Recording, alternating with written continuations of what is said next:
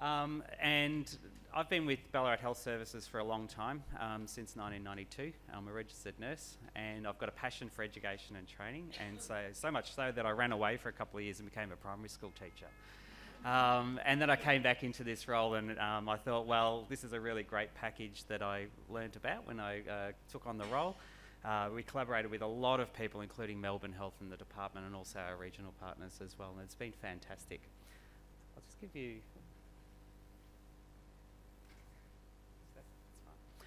That's just a map of our region. It's fairly big, and there's a lot of health services within that region. We're the largest health service, of course, at Ballarat Health Services, and there's Ararat and Stawell, Skipton and Beaufort, right out to the border, out at Edenhope and District Memorial Hospital. And I even had an auntie working in the Harrow Bush Nursing Centre, and I don't know if you know that, but it's a one-nurse place. And it had everything. It was an ED, it was an outpatients and a mental health clinic all in one. So this is the region that we work in, and I'm very passionate about sharing our expertise from BHS across the region, and I love the region too. I've lived there all my life. We also took in some partners outside of the region. We took in Castlemaine as well into this, and so they're part of the Loddon, I think it's the Bendigo region as well, but they came into this as well early on in the piece. So it is a large area. Oh, done the wrong thing again. So what have we done? Well, first of all, this came about talking about code greys of all things. Back in the time when the principles came out, I started at the same time. So first day on the job, write a new protocol. Okay, all right, here we go. And so Pat Standen, myself and Alicia Bedgegood all met. Pat's the regional Department of Health and Human Services person that we liaise with, and also the smaller regional healthcare services got some money around grant money to help implement Code Grey in their areas. And a lot of them had a lot of issues around resourcing. So we're lucky at BHS, I suppose. We've got security, we've got staff, we've got environments that we can secure, all those sorts of things. But the regional hospitals, the further you go out and the smaller they become, it's harder to manage this as well. Most places only have 2 people on at night. Police might be half an hour to an hour away, so it's not that easy. And so you're looking at the principles of what was in the department guideline. You go, oh gosh, how do we do that here? And I had to do the same for BHS as well. So we engaged with the regional healthcare networks through this. Initially it was the Code Grey meeting, and we did some video conferencing. And it was, identified early on in the piece that we needed a training package as well to go with this. And it's talking about that whole of hospital approach again, what Tiffany was talking about. It is the MOCA model as well, and we took on Melbourne Health's MOCA model as well at BHS. So first of all, we had to engage with the regional healthcare networks, so the directors, people who are interested in this space, OHS managers. Many people have many hats in the region. Not sure if you know about that, but if you've got an interest in safety, you're it. Okay, and also the director and managing rosters and all sorts of other bits and pieces as well. We'd already engaged with Melbourne Health. BHS had already done that before I'd started in the role. I became a MOCA trainer, and we started implementing MOCA into BHS. And I thought, oh, what a great idea, let's do it to the region as well. Didn't know how big it was going to be, but it was.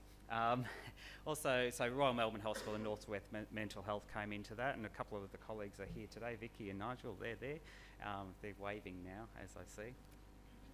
So engagement was really important. So BHS coordinated the training in the region and facilitated by Melbourne Health. So it was a really big project in the end, and it takes a lot to get all those people coordinated. I don't know if you've ever tried to get a birthday together. It's a much easier thing to do, or even a wedding.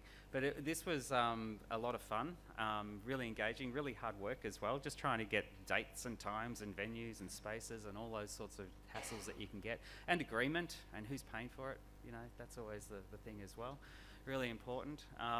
So it took on a life of its own, on top of what I was already doing at BHS as well. It wasn't in my job description to do this. We just thought, why not? So we actually changed my job description to add it, which was really good.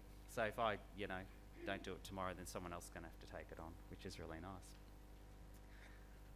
Some of the benefits for us that, I suppose for me, working at BHS, you're the only MOCA trainer, you feel like a bit of a shag on a rock. So it's really nice to have some support. And likewise up the road and down the road, because it goes from Bacchus Marsh right to the border. Having that support network in place is really important for trainers. And I know that Melbourne Health already have this in Northwest Mental Health, in Royal Melbourne. They've got a bunch of trainers and they support each other, which is really great.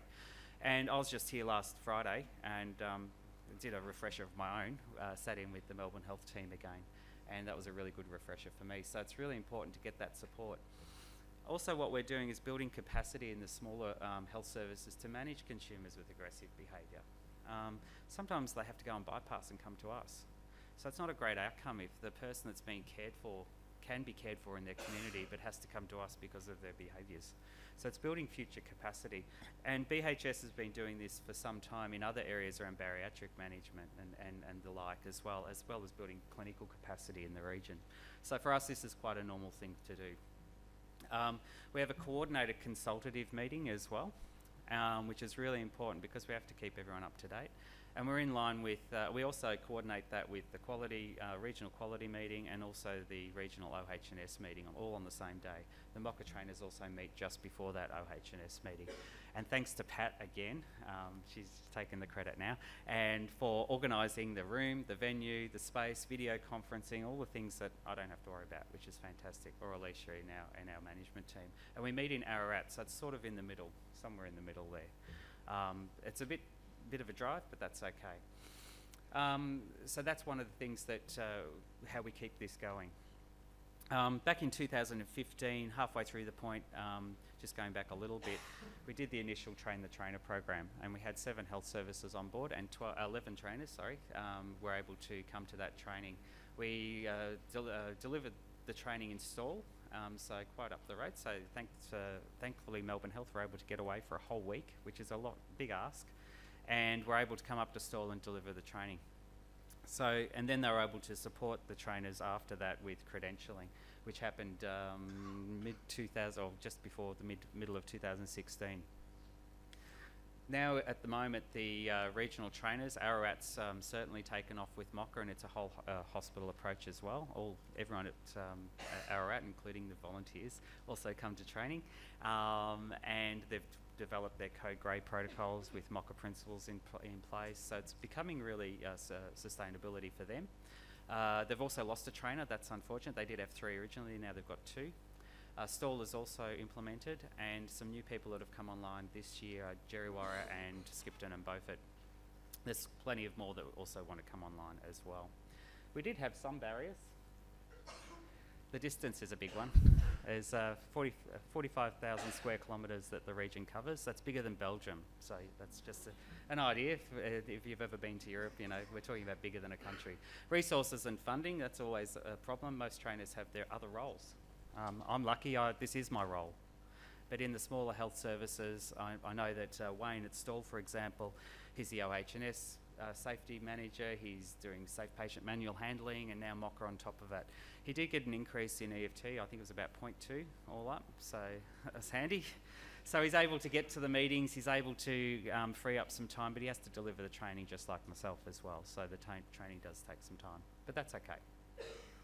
And also ongoing support and credentialing for trainers. That's a big one as well, because we have to make sure that the program stays a quality program.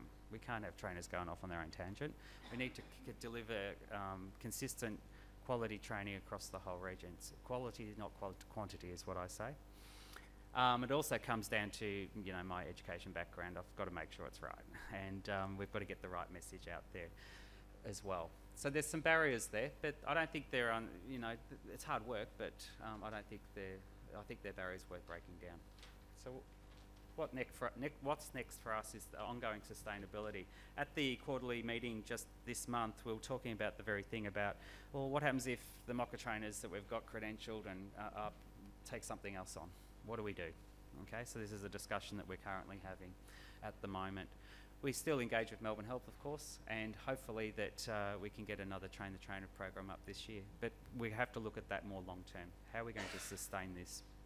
Because everyone's really busy, and it's very difficult to get people away for a whole week to train more trainers in this space.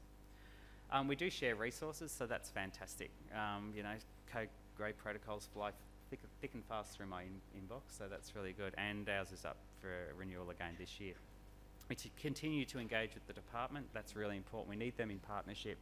And the reason why we need the department there as well is because there's multiple health services. And I think with the department, there's a bit of a guide there. If they're involved, then people will show up to these meetings. People will engage. And I think that's really important. The other health services that we're reaching out to that aren't in Mocha yet are West Wimmera Health, right out at Nil, so right near the border, and also Wimmera Healthcare Group as well. So they're a fairly large organisation in Horsham, which is really good. So it's all about sharing and collaboration, the Grampians regional approach. There is also a case study in the WorkSafe brochures as well that we've put together. So, and if you want to know more information, my contact details are there. So I think they're in your show bag today from WorkSafe. But other than that, thank you very much. And this is something that we're really excited about at DHS. Thank you.